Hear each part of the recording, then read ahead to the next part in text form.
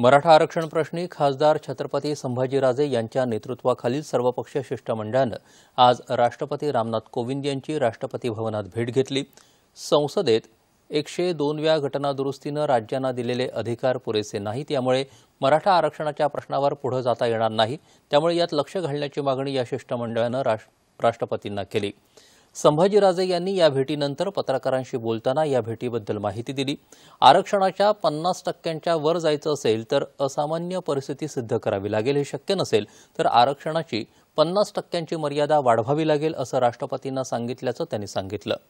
आरक्षणासंदर्भात राज्य सरकारच्या जबाबदारीविषयी त्यांनी यावेळी सविस्तर चर्चा केल्याचं सांगत ते म्हणाले की राज्य सरकारनं देखील सामाजिक, आर्थिक आणि शैक्षणिक मागासलेपण सिद्ध करणं गरजेचं आहे। या शिष्टमंडळात भाजपा खासदार रणजितसिंह नाईक निंबाळकर, राष्ट्रवादीच्या खासदार वंदनाताई चव्हाण, शिवसेनेचे खासदार विनायक राऊत आणि काँग्रेस आमदार संग्राम थोपटे यांचा समावेश होता।